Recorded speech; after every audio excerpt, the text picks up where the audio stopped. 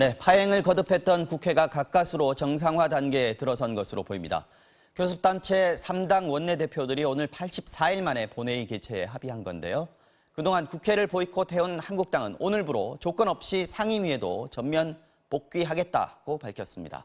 국회 취재기자 연결해서 더 자세한 이야기 나눠보겠습니다. 박소희 기자, 자, 여야가 국회 정상화로 가는 최소한의 합의를 이제 이뤄낸 것 같아요.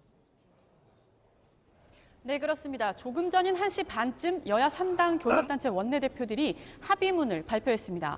발표된 합의문에 따르면 여야는 두 특위의 활동 시한을 8월 31일까지 연장하되 특위위원장은 한국당이 요구한 것처럼 민주당과 한국당이 각각 하나씩 맡기로 했습니다. 또 선거법을 다룰 정개특위 위원 숫자도 한국당 요구처럼 의석수에 맞춰 다시 구성하기로 했습니다. 앞서 여야 3당 교섭단체 원내대표들은 오늘 오전 10시에 문희상 국회의장 주재로 50분간 열린 비공개 회동에서 이 같은 안을 잠정 합의했습니다. 직후 한국당은 곧바로 의원총회를 열고 합의안 추인 여부를 논의했는데요. 합의문에 그동안 한국당이 주장했던 안이 상당히 반영됐기 때문에 의원들의 만장일치 박수로 추인됐습니다. 한국당은 합의안 추인과 함께 국회 상임위에도 조건 없이 복귀하기로 했습니다. 추경안 심사에도 참여할지는 아직 확인되지 않고 있는데 사실상 국회 정상화를 위한 첫 단계가 시작됐다고 봐도 무방할 것 같습니다. 잠시 뒤에는 이곳 국회에서 본회의가 열릴 예정인데요.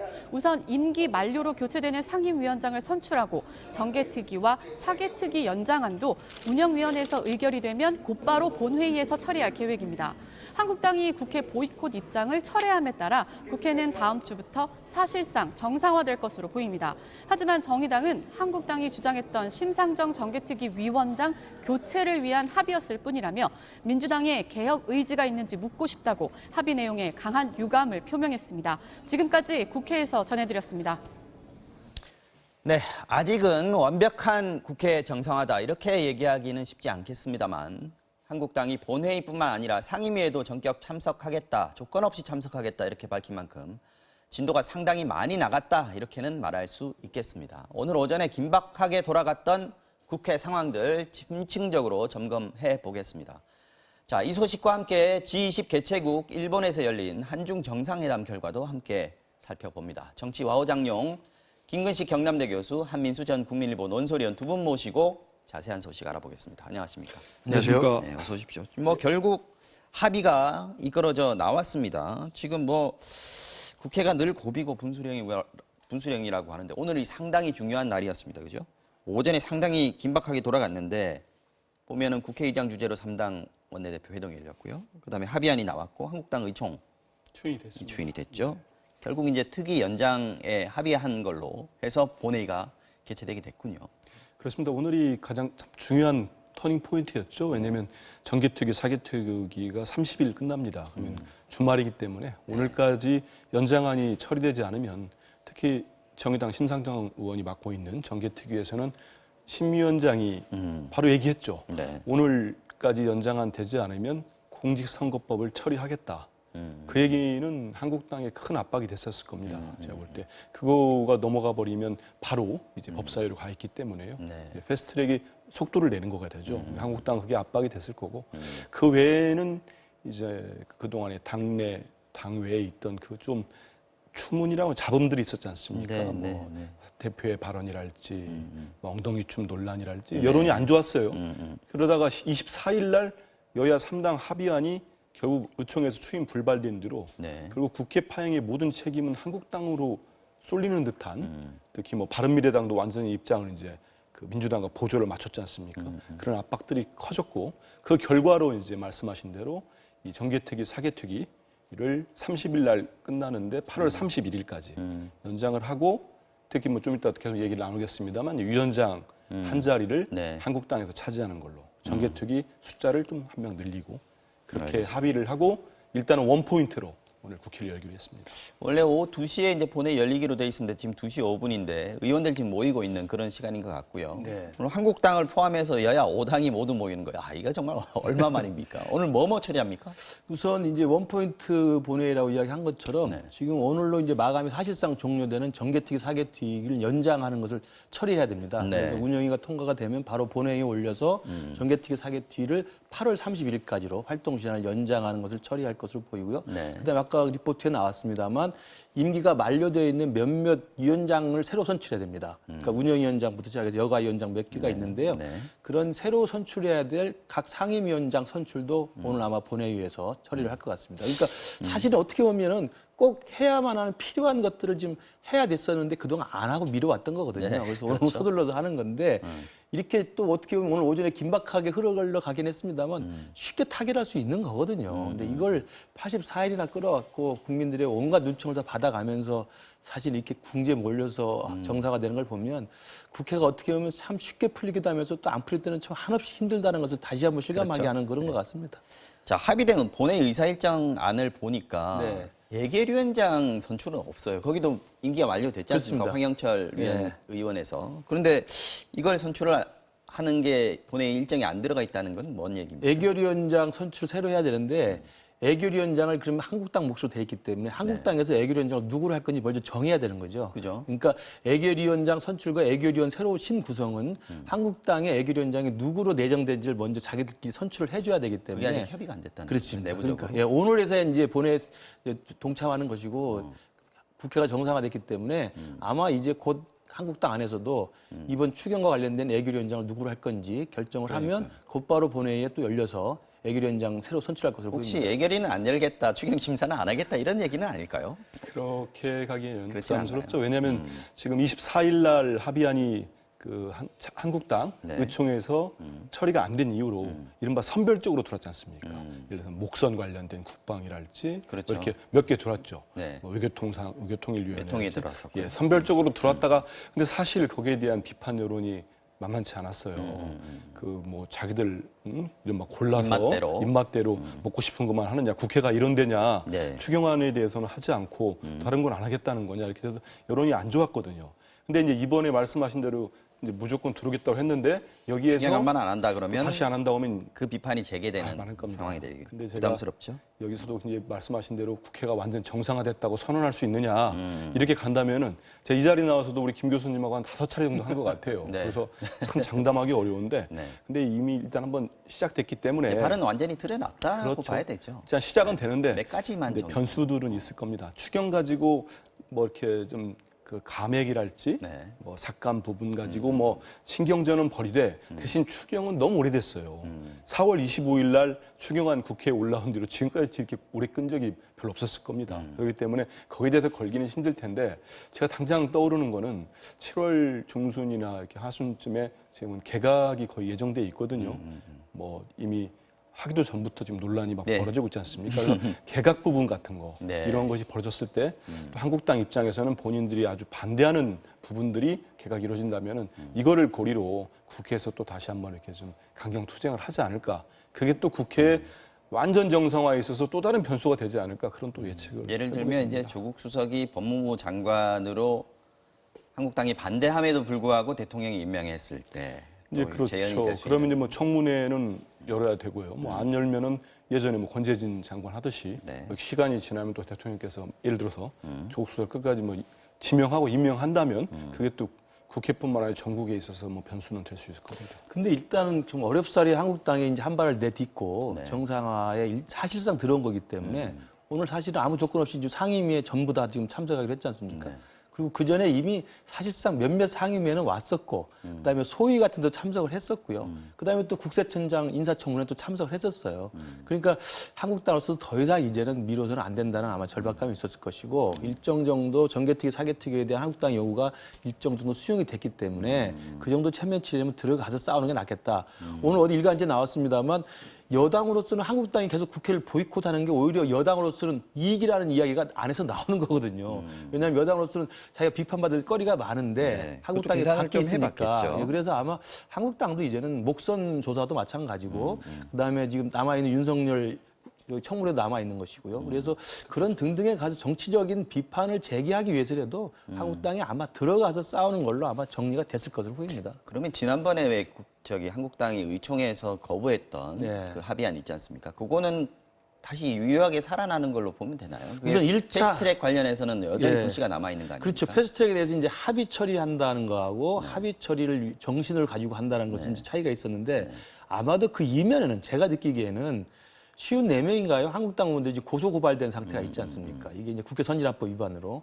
그래서 이제 또 경찰 소환 조사가 시작됐기 때문에 총선을 1년여 앞둔 상태에서 국회의원이 경찰에 소환되고 검찰에 수사를 받는다는 것은 굉장히 부담스럽거든요. 근데 그 부분에 대한 이야기가 아마 여야 3당 원내대표 사이에 말끔한 해결이 안 돼 있는 것들이 아마 조금 마음을 건드렸을 것 같은데 그 부분은 추후에 아마 정치를 어떻게 해결될지 두고 봐야 될 것 같습니다만 어찌됐든 패스트트랙은 예전에 여당 원내대표도 이야기했습니다만 통과를 강행하는 게 아니라 논의를 강행하는 제도거든요. 그렇죠. 그러니까 일단 올려놨으니까 한국당도 들어가서 논의에 참여해서 각 당의 안을 가지고 합의 처리하도록 노력하면 될 거라고 봅니다.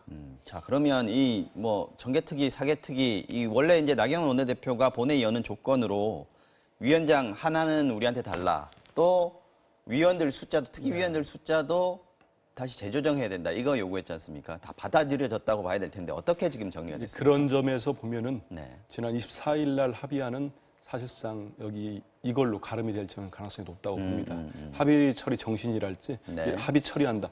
민주당 입장에서 그리고 한국당을 제외한 다른 당에서 합의 처리한다를 받기는 사실상 쉽지 않습니다. 네. 그럼 뭐 패스트트랙 이른바 난리를 쳐가지고 했는데 그 원점으로 가자는데 그걸 받을 수 있겠습니까? 네. 근데 지금 이걸 한번 보시면 의미심장한 멘트가 있어요. 나경원 한국당 원내대표가 두 투기위원장 중에 뭐 어디 할지는 민주당이 민주당이 알아서 해라. 선택해라. 그 얘기는 뭐냐면요. 네.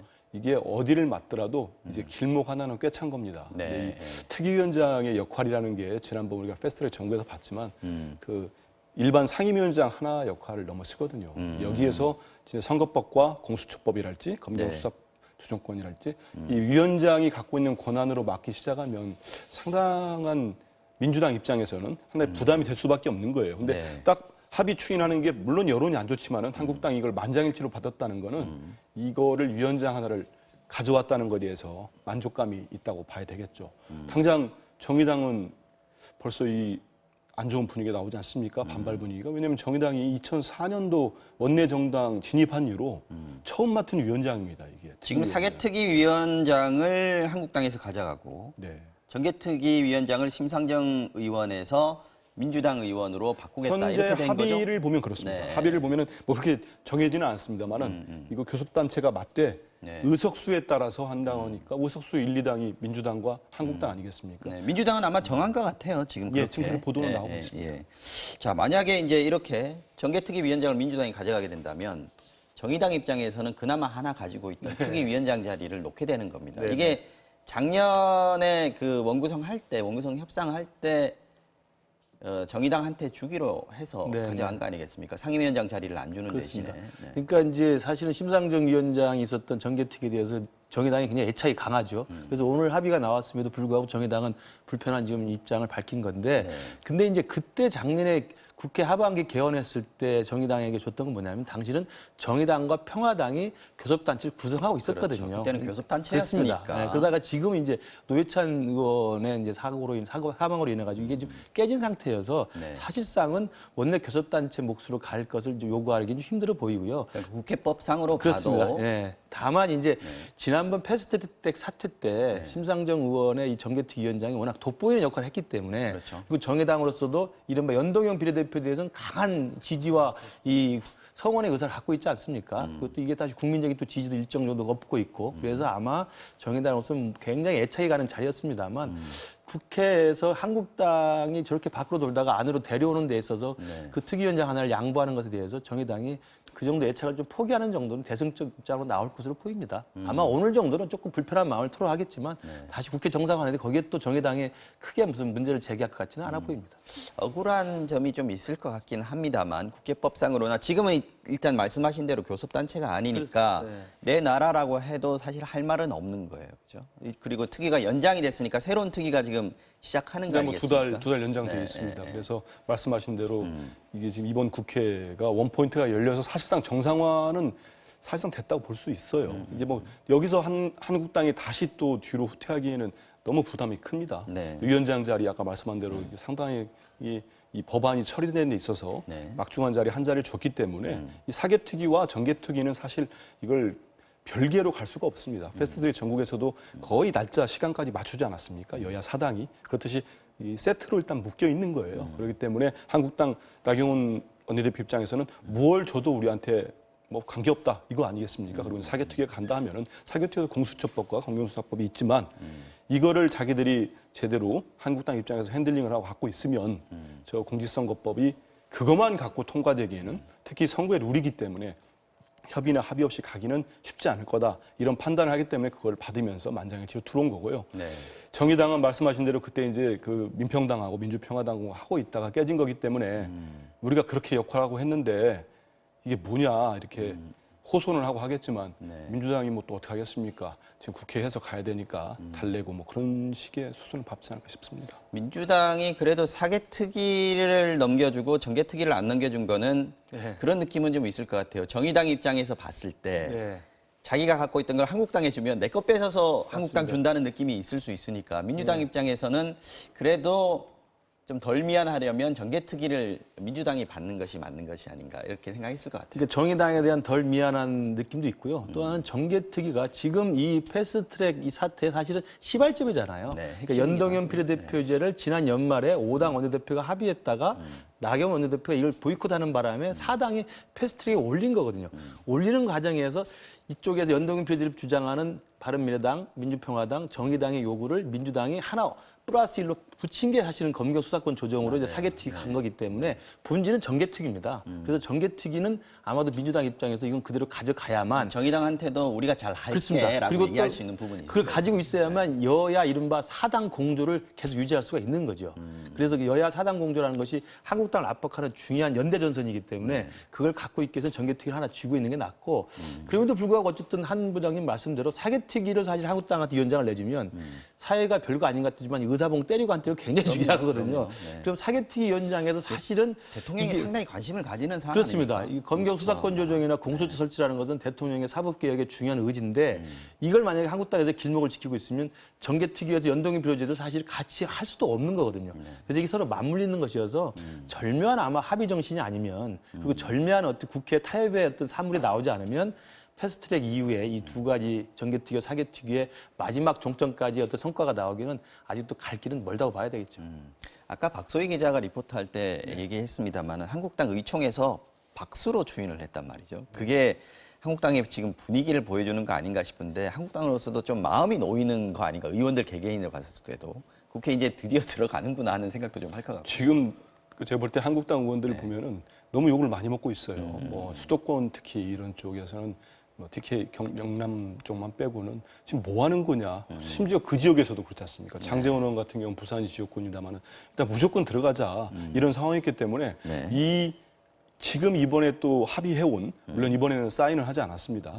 합의해온 안을 다시 한번 못 받겠다고 하면은 뭐 진짜 저 아까 말씀드린 대로 심상정 위원장이 그걸 통과도 시킬 수 있을 수도 있는 거고 더 이상 어떻게 여야가 해볼 수가 없습니다. 국회의장 입장에서도 더 중지하기 더 힘들 거예요. 그렇기 때문에 이번에는 만장일치로 가는 게 어떻게 맞았고 그 부담이 24일 날 합의 추인을 하지 않고 1시간 뭐 30분 만인가요? 그때 부결시킨 거에 대한 부담이 또 그 이후에 또 한국당 여론의 질타를 받는 여러 가지 또 사건들이 있었어요. 여러 가지 압박이 있었습니다. 그런 것들이 압박감이 컸을 거라고 봅니다. 알겠습니다.